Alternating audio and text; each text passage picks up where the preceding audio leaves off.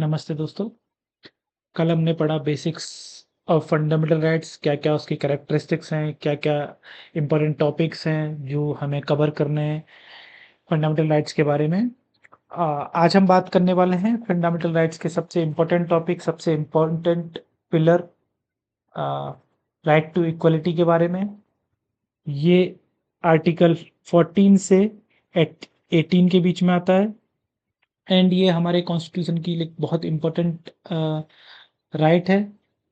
ये दैट जो fundamental rights है, ये राइट टू इक्वलिटी है that ensure every individual regardless of caste, religion, gender और background and its treat fairly and equally under the law. Like कोई भी इंसान किसी भी धर्म से हो, किसी भी जात से हो, किसी भी जेंडर का हो, ये उन सबको नज़रअंदाज करते हुए भी हर एक इंसान को फेयरली एंड इक्वली ट्रीट करता है अंडर द लॉ।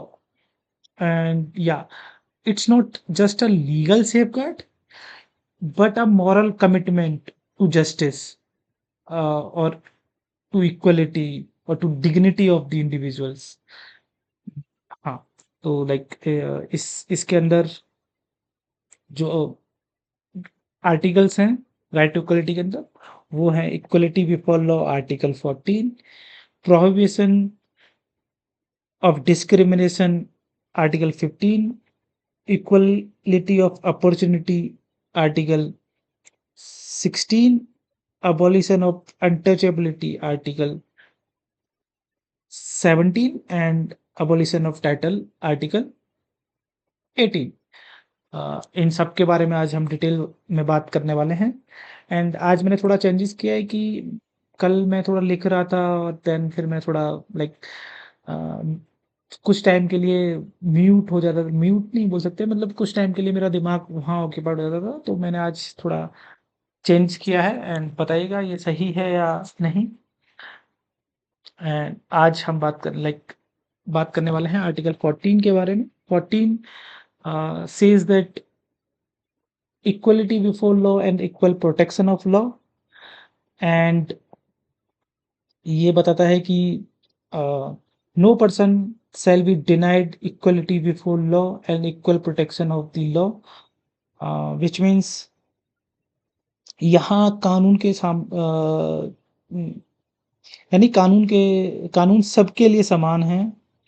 कोई भी व्यक्ति अदर वो सिटीजन हो या फॉरेनर हो, लॉ के सामने सब बराबर हैं। एंड इसके ओरिजिन की बात करें, equality before law British concept है जिसका मतलब नो स्पेशल प्रिविलेज, हर इंसान को एक ही तरह से ट्रीट किया जाएगा, कोई किसी को स्पेशल प्रिविलेजेस नहीं मिलेंगे। And equal protection of law, इस ये ब्रिटिश अमेरिकन कॉन्सेप्ट है, यानी equal treatment under similar circumstances, हर इंसान को इक्वल ट्रीटमेंट मिलेगा और सिमिलर सर्कमस्टेंसेस, मतलब किसी भी इंसान के अगर सर्कमस्टेंसेस कम है तो उसको थोड़ा ऊपर लेके आया जाएगा, देन उसको ट्रीटमेंट दिया जाएगा, मतलब like then they are equally, and then फिर लॉ के ऊपर लगता है। एंड ये अप्लाइज होता है सिटीजन्स के लिए, फॉरेनर्स के लिए एंड लीगल एंटिटीज के लिए। एंड अगर कोई भी हमारी गवर्नमेंट है, कोई लॉ बनाती है and that law breach the fundamental rights, वायलेट करता है हमारे फंडामेंटल राइट्स आर्टिकल 14 को, then court can struck down that law and ensure fairness and ensure the हमारी फंडामेंटल राइट रहें। एंड इसकी रीजनेबल रिस्ट्रिक्शंस हैं। ये स्पेशल लॉ जो हम वुमेन्स के लिए बनाते हैं, चिल्ड्रंस के लिए बनाते हैं, बैकवर्ड क्लासेस के लिए बनाते हैं, तो ये उनके सारे एक्सेप्शंस हैं। एंड अगली जो फंडामेंटल राइट्स है वो है आर्टिकल 15, प्रोहिबिशन ऑफ डिस्क्रिमिनेशन। ये कहता है कि हर prohibition discrimination on the ground of religious, race, caste, sex, place of birth. ये जो है एक्रोनिम है इसका RRC, एसपी। ये याद रखना, मतलब लाइक कई बार पूछा जाता है एग्जाम्स में कि किस किस बेसिस पे, किस कौन से ग्राउंड पे प्रोहिबिट किया गया है डिस्क्रिमिनेशन। तो जो ग्राउंड्स हैं वो हैं religion, race, caste, sex, place of birth. इन ग्राउंड्स के अलावा अगर कोई आपके साथ डिस्क्रिमिनेट करता है, then that is not part of article 14। वो कर सकता है। और इसमें कवर किया गया है कि भाई आपको कोई भी पब्लिक प्लेसेस होती हैं उसको एक्सेस करने से कोई रोक नहीं सकता है। अगर वो टैंक हो, बॉल हो, रोड हो, आपको कोई बस में चढ़ने से नहीं रोक सकता है। आपको कोई पब्लिक वॉल है या कुआं है उसको यूज करने से नहीं रोक सकता है। तो किसी भी व्यक्ति को हम इन इन ग्राउंड्स पे हम प्रोहिबिट नहीं कर सकते हैं। उनके लिए सब बराबर हैं। मतलब उनको रोका नहीं जा सकता है। एंड लाइक इसमें भी कुछ कुछ पॉजिटिव डिस्क्रिमिनेशन अलाउड है, जैसे कि special provision for women, children, S T, S C, and like educational backward classes के लिए हम इसमें स्पेशल ट्रीटमेंट देते हैं। एंड ये right only and only for the citizen of India है। इसमें फॉरेनर्स या फिर जो हमारे सिटीजन नहीं है वो इस इन राइट्स का, लाइक ये जो आर्टिकल का के ऊपर कोर्ट वगैरह नहीं जा सकते हैं। ये सिर्फ एप्लीकेबल होती है सिटीजन्स ऑफ इंडिया के लिए। एंड या दैट्स इट। लाइक अगर कोई एक एक्सेप्शंस में बता रहा हूँ, सपोज तुम अ, किसी की प्राइवेट प्रॉपर्टी है, उस प्राइवेट प्रॉपर्टी में जाना चाह रहे हो एंड बोल रहे हो कि हमें यहाँ रोका जा रहा है, प्रोहिबिट किया जा रहा है। तो प्रोहिबिट किया जा सकता है क्योंकि वो उसकी प्राइवेट प्रॉपर्टी है, पब्लिक प्रॉपर्टी नहीं है। अगर पब्लिक रिसोर्सेज हैं, पब्लिक रिसोर्सेज के को आपको यूज करने से कोई नहीं रोक सकता है। या that's it in the article 15। Now the article 16 that say equality of opportunity in public employment, uh, that's guaranteed equal opportunity in matters of public employment। uh, यानी कि लाइक कोई भी uh, ये इंश्योर करता है कि uh, हर नागरिक को इक्वल अपॉर्चुनिटी मिले पब्लिक एम्प्लॉयमेंट में। कोई भी व्यक्ति को race, religion, caste, sex, descent, place of birth and residence के ऊपर से, मतलब लाइक उनको उसको प्रोहिबिट करता है डिस्क्रिमिनेशन के। भाई अगर सपोज कोई एम्प्लॉयमेंट निकाला, उसमें बोले कि भाई इस कास्ट के व्यक्ति इसमें फॉर्म नहीं भर सकते, then that is the prohibition of the article 16। You can go to the Supreme Court और High Court and struck down that notification. क्या है कि दैट नोटिफिकेशन इज लाइक जो वो वायलेट कर रही है आर्टिकल 16 को, and that is not fair to anyone. So and the other, वहीं ये परमिट करता है स्टेट्स को कि भाई रिजर्वेशन दे सकते हैं बैकवर्ड क्लासेस को। Special provisions for economical back, EWS जो रिजर्वेशन आया है वो इसके तहत दिया है। एंड जो जुडिकल इंसाइट्स है, equal doesn't mean identical treatment, affirmation action is valid to ensure real equality। या सो जो हमारे लाइक गवर्नमेंट जो रिजर्वेशन बनाती है या फिर जो भी करती है वो इसी बेसिस पे ये किया जाता है। And the other article, important article is article 18, which is abolition of untouchability। ये आर्टिकल एक रिवॉल्यूशनरी स्टेप था।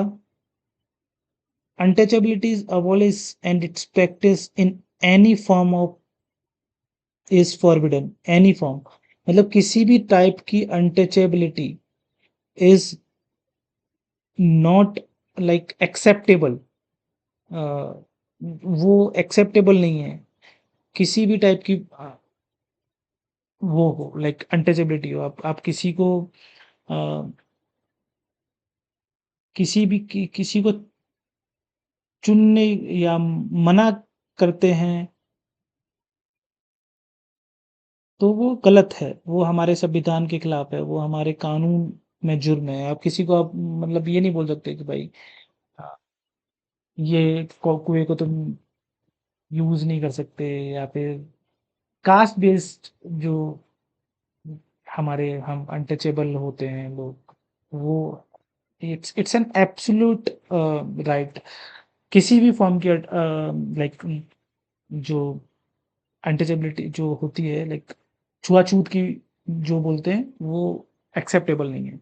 And the other one, article 18 rights, it's abolition of title, like ये बोलता है कि prohibit the state for confirming title except academic और नागरिक।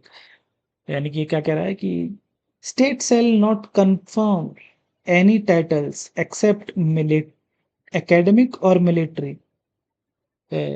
तो वो नहीं, अबॉलिशन है वो, मतलब पहले पता है क्या होता था कि पहले अ, जो ब्रिटिश एरा के टाइम पे जो राज बहादुर करके एक टाइटल हुआ करता था, खान बहादुर करके टाइटल हुआ था, होता था, ये सब अबॉलिश कर दिए गए हैं। मतलब ये अभी हम किसी को ऐसे ये टाइटल्स लगा नहीं सकते, ये हेरिडिटरी टाइटल्स होते हैं, ये हेरिडिटरी टाइटल्स हम यूज नहीं कर सकते अभी के फॉर्म में। एंड इसका जो पर्पस था, to ensure equality and prevent hierarchical, जो मैंने बोला था हायरार्किकल जो चलता था कि राजा साहेब और वो सब चीज़ें हटा दी गई हैं। एस एंड नेशनल अवार्ड जो पद्मश्री हो गया, भारत रत्न हुआ, तो ये इनको हम, they are not considered as title, they are honour without hereditary privileges. मतलब अगर मेरे फादर को कोई भी अवार्ड मिला है, देन उस अवार्ड के नाम पे, जैसे पद्मश्री अवार्ड मिला है, तो उसके नाम पे वो पद्म उनको अब पद्मश्री अवार्ड मिला है, and that is not the hereditary. मैं उसका यूटिलाइज यूज नहीं कर सकता हूँ, या फिर मैं उसको अ, बता नहीं सकता हूँ कि भाई मुझे मिला है या फिर मेरे फादर को मिला है, वो that's is not is allowed. And yeah, that's it for the all the fundamental right to equality। ये जो राइट है, ये सिर्फ लीगल कॉन्सेप्ट नहीं है, it's a moral vision for a society, for a good society.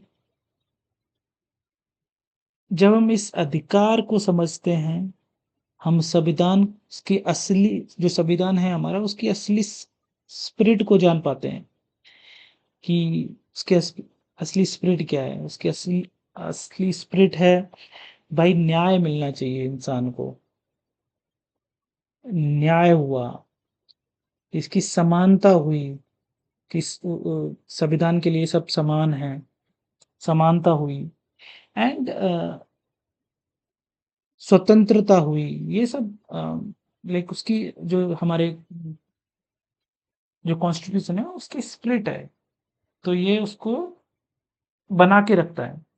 So that's it for this rights. We will discuss mm, in the next video another right, that is right to freedom, and that is also one of the important right.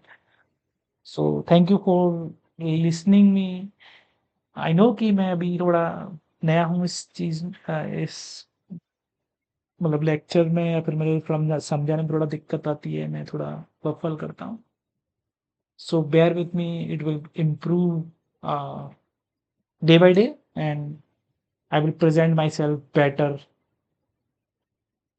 that I day before. So thank you for listening me.